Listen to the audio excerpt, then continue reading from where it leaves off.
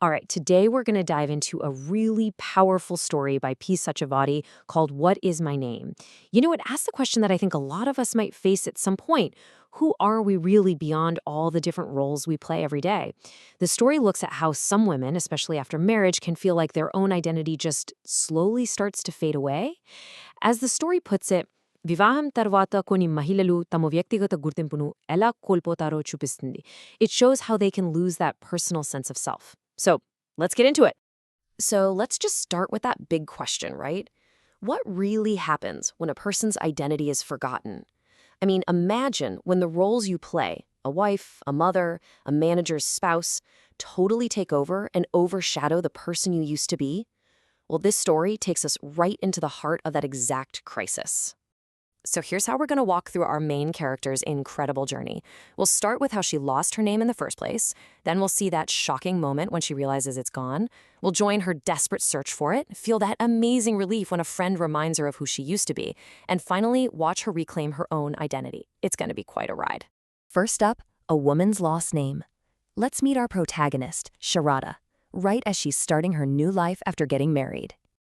Now, what's so fascinating here is that this story is really a deep dive into what psychologists call an identity crisis. It's that period of total confusion where you start to wonder, who am I really? Satyavati uses this idea to explore how some married women can feel like they're losing their own individual self. So let's meet Sharada. She's an educated, intelligent woman. But after she gets married, her whole world just seems to shrink.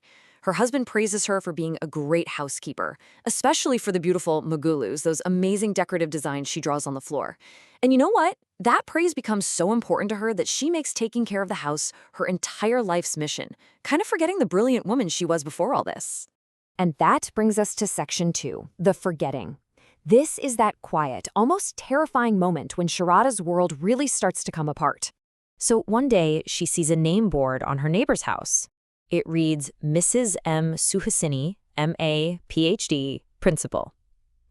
And just seeing this woman's professional identity, her name, her degrees, displayed so clearly makes Sharada think, I must have a name too.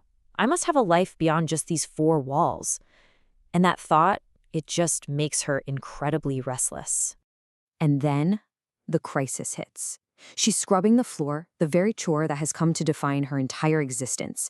And this absolutely terrifying thought just strikes her. She suddenly realizes she's completely forgotten her own name. Can you just imagine the panic of that moment? That single question echoing in her head, what is my name? Well, this kicks off section 3, a desperate search. Sharada is now on this frantic mission to find the one thing that should belong only to her, her name. She starts asking everyone, desperately trying to find an answer. But nobody knows. The maidservant? She just calls her mistress. Her own children are just confused. To them, she only has one name, Amma. A neighbor? She only knows her as the manager's wife. It's heartbreaking. To everyone, she's defined by her relationship to them, not by who she is as a person. But when she asks her husband, wow, his reaction is the most shocking of all. He just laughs. He says, well, I'm used to calling you Yamoy, which is kind of like saying, hey, you. He tells her other people just call her Mrs. Murthy, and then he says, if you've forgotten, just invent a new name. So casual about it. He even tells her to just go look for her old certificates if she cares that much. Totally desperate now, Sharada goes to her parents' house. She hopes to find her certificates up in the attic. She even asks her own mother what her name is, but her mom just lists off her life events, her education, her dowry, when she had her children, everything about her, but not the name itself. It's like her identity has completely vanished, even to the person who gave it to her. Okay, but now we get to the turning point. Section 4, a friend's reminder. Just when it seems like all hope is lost, something amazing happens.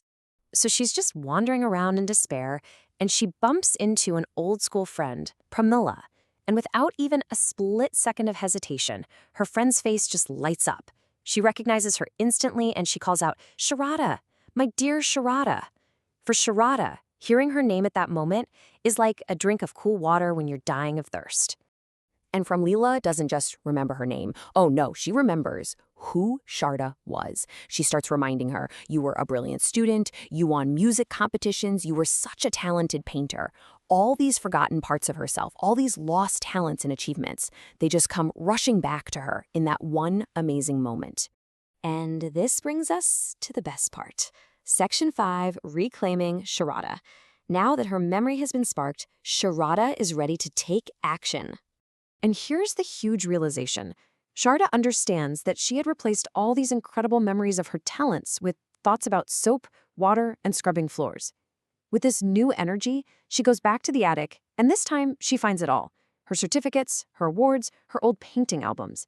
She finally has proof of who she is, and she travels back home feeling confident and strong. So she gets home, and her husband immediately starts complaining that the house is messy.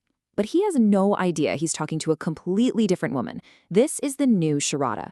She looks him straight in the eye and declares, "My name is Sharada. Scrubbing the floor is not everything, and never call me Yamoy Gimo again." What a powerful moment, an absolute reclamation of her identity. And this final scene just illustrates her transformation perfectly. She completely breaks her old, rigid cleaning routine. She actually sits down on a sofa that hasn't been dusted, and for the very first time, she proudly shows her children the album of her beautiful paintings. She's sharing her true self, her real talents, with them. So, finally, Section 6, the story's message. After following Sharada's incredible journey, what should we really take away from all this? The story teaches us a really vital lesson. Every single one of us has to protect our own unique identity and keep nurturing our talents. The roles we play in life, as a student, a spouse, a parent, they're important, of course, but they should never, ever be allowed to erase the core of who we really are. Don't let your name, your passions, and your talents get lost and forgotten in some dusty attic. Thanks so much for joining me for this explainer.